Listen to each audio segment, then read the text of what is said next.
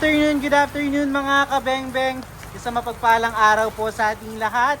So, meron po tayo dito nga special unit mga bengbeng, special bolt action. Gawa ng ating manlapat maker mga kabengbeng. Tignan nyo naman po, napaka-pogi. So, yan. Pinaghalong pistol rifle and hammer frame type mga kabengbeng. Napaka-pogi. Tignan nyo naman. So, ito ay pupunta na Zamboanga del Norte. Big shoutout po sa ating kabengbeng na si Sir Aquagem S a bordo ng Zamboanga del Norte. Ayan. Ay, Zamboanga del Sur, sorry po.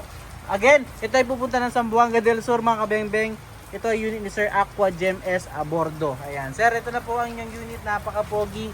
Manlapat bolt action. So, limited lang po ito mga kabengbeng. So, meron pang isa.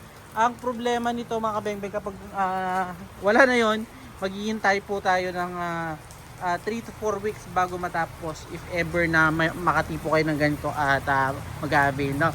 So 24 inches long barrel, extended tank po siya. Ayan, napakapogi. Hindi natin sinagad para hindi gaano pangit mga kabengbeng.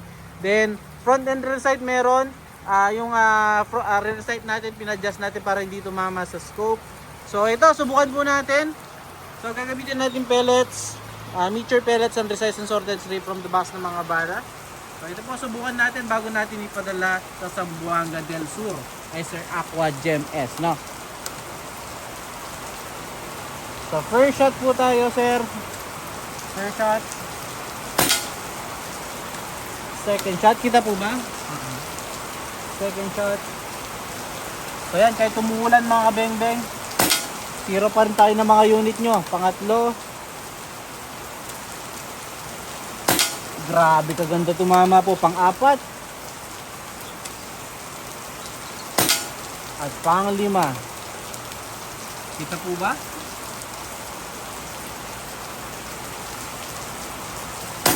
So yun, 5 out of 5 sir. Nakita nyo naman po, napakagandang tumama ng ating unit sir. So Sir Aqua Gem S a bordo ng Zamboanga del Sur. Ito isa sa mga nakauna nitong ating special bolt action na pinagawa na customize. Yan, pinaghalong manlapat, hammer frame type at bolt action po. So salamat po, pahintayin na lamang po yung unit. Peace out po.